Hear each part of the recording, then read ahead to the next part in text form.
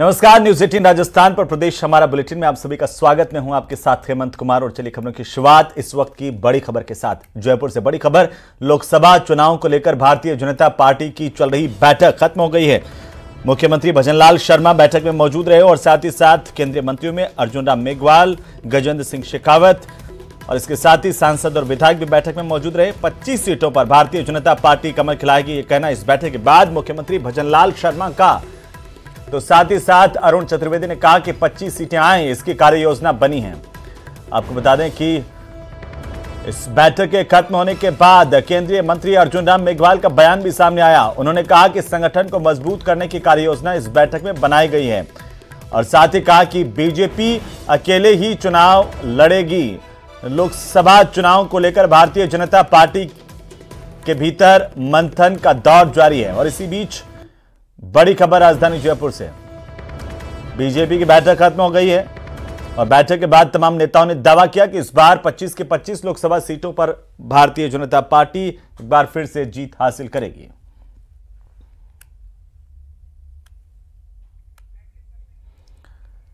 और इस बैठक के बाद बीजेपी के नेताओं ने दावा किया कि संगठन को मजबूत करने की कार्ययोजना बनाई गई है। तो साथ ही अर्जुन राम मेघवाल ने बताया कि भारतीय जनता पार्टी अकेले राजस्थान में लोकसभा के चुनाव लड़ेगी।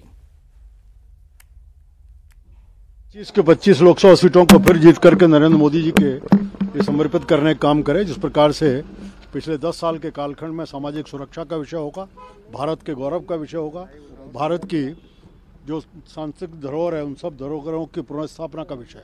25 की 25 सीटें आए, उसके लिए कार्य योजना बनाई।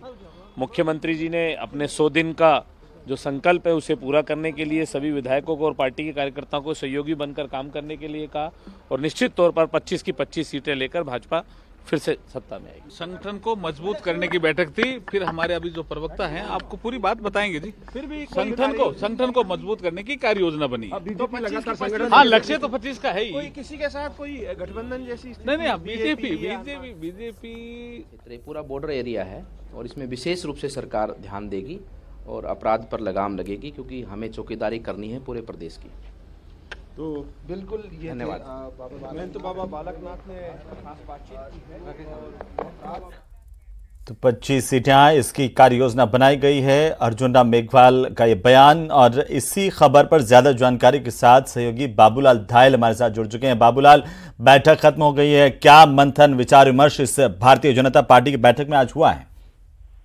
जी बिल्कुल, चुनावी जीत का प्लान बनाया है बीजेपी के नेताओं ने और तय किया है कि आने वाले दिनों में लोकसभा चुनाव के लिए सब लोग जी जान से जुटेंगे और प्रधानमंत्री नरेंद्र मोदी की जो गारंटीज है उनको जनता के बीच में और लेके जाना है। अभी तक काफी हद तक जो मकसद था केंद्र सरकार का, उसको राज्य सरकार जनता के बीच में ले जा पाने में कामयाब भी रही है। और आज मुख्यमंत्री भजनलाल शर्मा ने भी यही कहा कि पिछले 1 महीने में जो पीएम मोदी की 10 गारंटी है उनको जनता के बीच में ले जा पाने में सरकार सफल रही, जिनमें 450 रुपए में गैस का सिलेंडर है।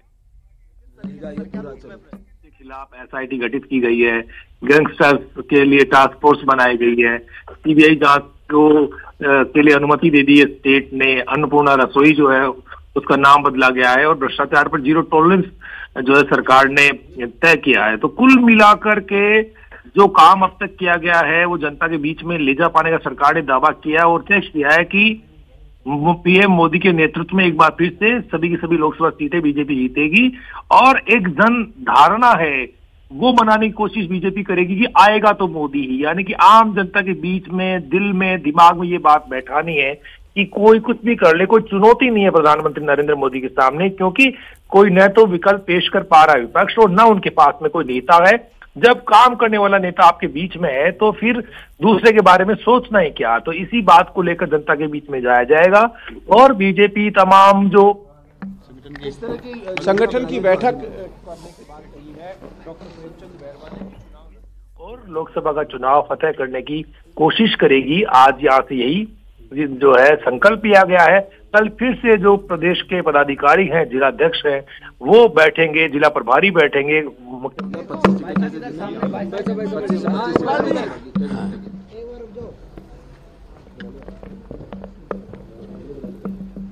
राजस्थान में 2024 में प्रधानमंत्री मोदी जी बने और 25 की 25 सीटों पर कार्यकर्ताओं को रूपरेखा बना करके उनको जोड़ना और साथ में हमारे जो 19 फ्लैगशिप योजनाएं हैं उन योजना के लाभार्थियों से मिलना भी और पूरे राजस्थान में अलग अलग ग्रुप बनाकर संगठन को मजबूत करने की रणनीति बनी है। ठीक। तो प्रभुलाल सैनी ने बातचीत की है और आज की बैठक को लेकर के प्रभुलाल सैनी का बयान आपने सुना। इसी बीच सहयोगी बाबूलाल धायल लगातार साथ हमारे बने हुए हैं। बाबूलाल, मिशन 25 राजस्थान का भारतीय जनता पार्टी के लिए लोकसभा के लिहाज से और आज की जो बैठक हुई है उसे निचले स्तर तक कार्यकर्ताओं तक ले जाने को लेकर के भी रणनीति बनाई गई है। साफ है बिल्कुल कि राजस्थान का एक परसेप्शन बन गया, आम जनता कह रही है कि आएगा तो मोदी ही, और मोदी जी के नेतृत्व में पुनः लोकसभा के चुनाव जो हो रहे हैं 2014 में आए, 2019 में आए और 2024 में जब ये चुनाव होगा तो निश्चित रूप से 25 के 25 सीट भारतीय जनता पार्टी के खाते में जाएंगी। चूँकि हमारा संगठनात्मक कार्य है, बूथ स्तर तक पन्ना प्रमुख तक हमारे काम है, उन सबको एक बार और चेक करके जहाँ कमियाँ रह गई हैं उनको पूरा करने का काम किया जाएगा। प्रत्येक कार्यकर्ता का सम्मान बढ़ाते हुए भारतीय जनता पार्टी के कार्यकर्ता को लोकसभा के चुनाव के लिए तैयार करते हुए पूरी कार्य योजना तैयार की जाएगी और निश्चित रूप से संगठन के आधार पर और प्रदेश के मुख्यमंत्री आदरणीय भजनलाल शर्मा जी ने जो अपने 1 महीने के इस कार्यकाल में लोक कल्याणकारी कार्य किए हैं और आगामी दिनों में भी सरकार अपने संकल्प पत्र के अनुसार आगे बढ़ेगी, निश्चित रूप से उसको आधार बनाते हुए भारतीय जनता पार्टी 25 के 25 सीट जीत करके माननीय मोदी जी के समर्थन। देखिए, समाज का एक बहुत बड़ा चेहरा हो भारतीय जनता पार्टी में आज की तारीख में, तो दूसरी तरफ कांग्रेस में भी एक बड़ा चेहरा है सचिन पायलट, तो समाज जो है वो किस ओर जाएगा, प्रधानमंत्री मोदी की तरफ या राहुल गांधी की तरफ? देखिए, आपने विधानसभा के चुनाव में देख लिया होगा 80% गुर्जर समाज भारतीय जनता पार्टी के साथ खड़ा रहा है और माननीय मोदी जी जब मालासेरी आए थे तो उन्होंने एक आत्मीय रिश्ता गुर्जर समाज के लोगों के साथ बताया, क्योंकि भगवान देवनारायण जी का जो जन्म हुआ वो कमल के पुष्प से हुआ है और कमल वाले गुर्जर है और कमल वाली भारतीय जनता पार्टी है और भारतीय जनता पार्टी ने हमेशा समाज को साथ लेकर के आगे बढ़ने का संकल्प भी लिया है और मुझे महत्वपूर्ण डिपार्टमेंट का भार सौंप करके एक संदेश भी दिया है कि हाँ, राजस्थान में अब हम पूरी ताकत के साथ और दुगनी ताकत लगा करके लोकसभा में भारतीय जनता पार्टी को जिताएंगे। तो जवाहर बेगम ने बातचीत की है और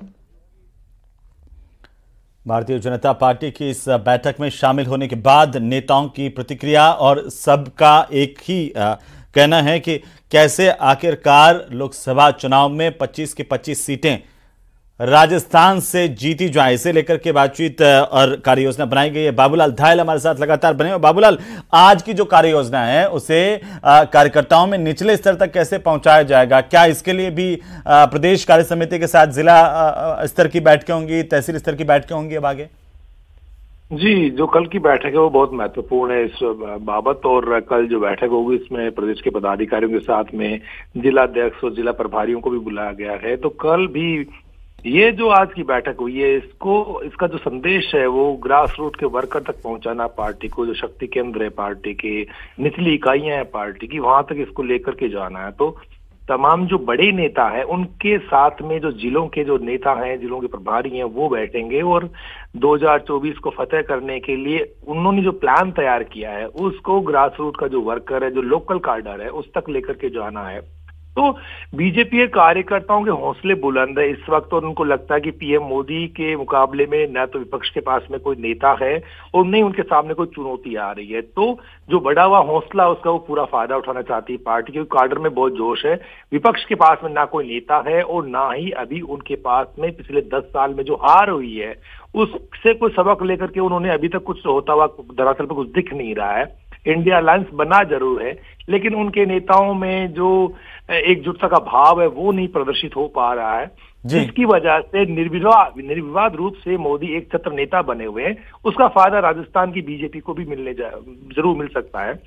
और दूसरी बात, राम मंदिर का जो भावनात्मक जो मुद्दा है उसका भी बीजेपी जो है उसको भुनाने की पूरी कोशिश करेगी, क्योंकि बीजेपी का जो स्थानीय कार्यकर्ता है उससे लेकर के और प्रदेश स्तर तक का कार्यकर्ता राम मंदिर के मुद्दे पर आम जनता को साथ में लेकर के और बीजेपी के साथ में जोड़ रहा है भावनाओं को, और वो घर घर जाकर के दस्तक दे रहा है वीएचपी के साथ, बजरंग दल के साथ, हिंदू जागरण मंच के साथ और जो दूसरे संगठन हैं, जो हिंदुवादी संगठन है उनके साथ उसने माहौल को ऐसा बना दिया है कि 2024 में लगता नहीं कि कांग्रेस पार्टी या उसके सहयोगी जो दल है वो बीजेपी के सामने कोई ज्यादा बड़ी चुनौती पेश कर पाएंगे। तो जो माहौल है, इस माहौल में बीजेपी अपने बिल्कुल। बाबूलाल, बहुत शुक्रिया तमाम जानकारी के लिए। विधानसभा चुनाव में मिली जीत के बाद बीजेपी अब अपनी लोकसभा चुनाव को लेकर रणनीति बनाने में जुटी हुई है। इसी को लेकर बैठक हुई। वहीं अवैध खनन को लेकर मुख्यमंत्री के सख्त निर्देश के बाद अधिकारी अब एक्शन के मोड में आ गए हैं। शुक्रवार को बांसवाड़ा में संभागीय आयुक्त ने अवैध खनन के खिलाफ सख्त कार्रवाई की है। जिला प्रशासन के साथ उच्च स्तरीय मीटिंग के बाद संभागीय आयुक्त खुद खनन विभाग और पुलिस प्रशासन के साथ में भालेर गांगड़तलाई थाना सल्लोपाट में हो रहे अवैध खनन स्थल पर पहुंचे और यहां पर टीम ने मौके से 2 LNT मशीन, एक डंपर और साथ ही व्हाइट स्नो क्वार्ट्ज पत्थर को जब्त किया है। इसके अलावा जीवाखूटा में नदी में गिट्टी निकालते हुए 2 ट्रैक्टर और एक JCB मशीन को भी जब्त किया गया। वहीं इसके साथ ही जिले में अवैध खनन से संबंधित चल रही गतिविधियों को रोकने की सख्त हिदायत संभागीय आयुक्त नीरज के पवन की तरफ से दी गई। नीरज के पवन पूरी तरह से एक्शन में नजर आ रहे हैं और सीधे तौर पर उन्होंने सख्त लहजे में कार्रवाई करने के आदेश दिए हैं।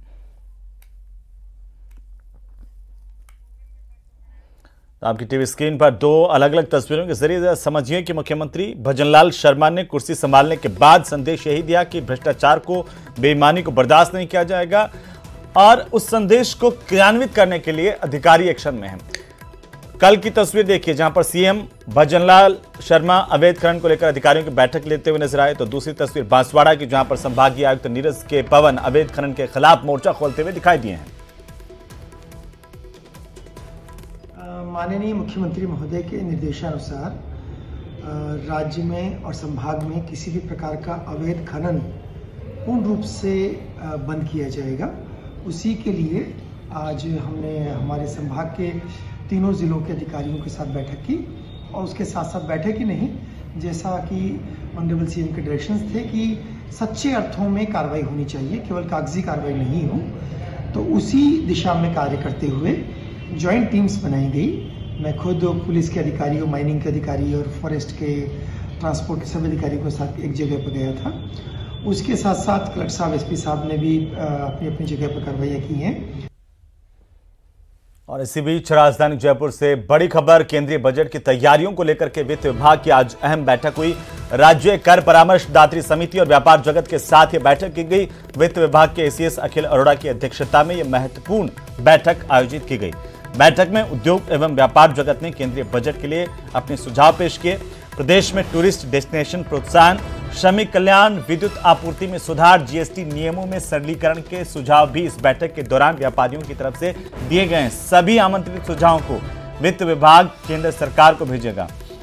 साथ ही पावर टैरिफ को 1 नेशन 1 टैरिफ करने, युवा रोजगार का सृजन करने, स्किल डेवलपमेंट, GST नियमों में सरलीकरण के भी सुझाव व्यापारियों के प्रतिनिधि की तरफ से दिए गए हैं, जिसमें FICCI, CII, Rajasthan chambers of commerce के साथ फोर्टिस, जेम्स और ज्वेलरी और रियल एस्टेट से जुड़े हुए कारोबारी शामिल हुए।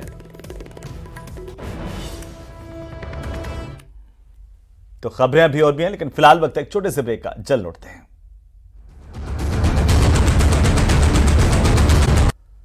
तो ब्रेक के बाद एक बार फिर से आपका स्वागत। अगली खबर का रुख करेंगे। जयपुर में विकसित संकल्प यात्रा शिविर के दौरान केंद्रीय रेल मंत्री अश्विनी वैष्णव ने रिंग रेलवे की जरूरत पर जोर दिया।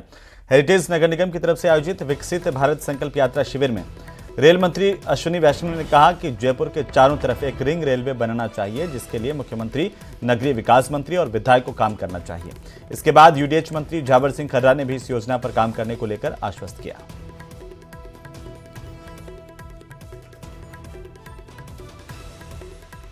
और जल्दी ही माननीय मुख्यमंत्री जी के साथ बैठ के इसके ऊपर आगे नेक्स्ट स्टेप्स लेंगे। किस प्रकार का विचार है सर आपका रिंग रेलवे? ये एकदम प्रिलिमिनरी विचार है, अभी काम चालू होगा इस पे, कॉन्सेप्ट लेवल पे है। कॉन्सेप्ट से इसको आगे रिसर्च करके उसमें आप सब भी सहयोग कर रहे हैं। अब वो हमसे ये चाह रहे हैं कि जमीन की व्यवस्था राजस्थान सरकार करे, बाकी सारा काम रेलवे विभाग करेगा। तो मैंने उनसे निवेदन किया है कि हम इस मामले में अधिकारियों की बैठक लेकर आपके विभाग के साथ समन्वय बना के पहले परियोजना बने और उसके बाद पूरे जयपुर के लिए, रिंग के लिए कितनी जमीन की आवश्यकता होगी, उसके बाद हम भूमि अधिग्रहण की। कितनी जरूरी आप बताएं? अब ये तो अधिकारियों के साथ बैठेंगे, हमारे जनप्रतिनिधियों के साथ बैठेंगे, सबसे विचार विमर्श करेंगे, क्योंकि ये रेल मंत्री जी का आज अचानक उनके मन में आया हुआ विचार है। अब ये कितनी उपयोगी है, कितनी उपयोगी बनेगी, क्या होगा, कैसे होगा, ये बैठकर बात करेंगे, उसके बाद मैं आपके इस प्रश्न का जवाब दे पाऊंगा। तो वहीं नागौर अजमेर विशेष अनुष्ठान शुरू किया है। जानिए क्या है आखिरकार 11 दिनों का ये अनुष्ठान जिससे आज से प्रधानमंत्री नरेंद्र मोदी ने शुरू किया और उसका शास्त्रों में क्या विशेष महत्व है। प्रतिष्ठा करने के लिए कुछ नियम, उपनियम, साधना, संस्कार और ब्रह्मचर्य जैसे कार्यों को संपन्न करना आवश्यक होता है। और उसी कड़ी में ऐसा देखा भी गया है और ऐसा शास्त्रों में कहा भी गया है कि किसी सुयोग्य व्यक्ति से अगर हम किसी मंदिर में देवता की मूर्ति की प्रतिष्ठा करवाते हैं तो उसके लिए कुछ क्रिया विधियों से गुजरना आवश्यक है। ऐसी स्थिति में आदरणीय प्रधानमंत्री जी ने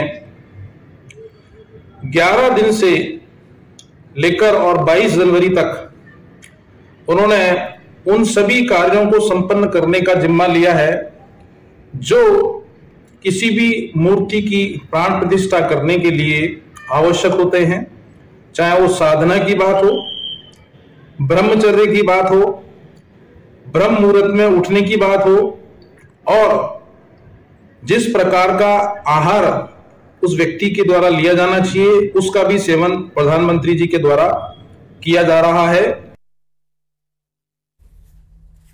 और इसी के साथ इस बुलेटिन में फिलहाल इतना ही। आप देखते रहिए न्यूज़ 18 राजस्थान। नमस्कार।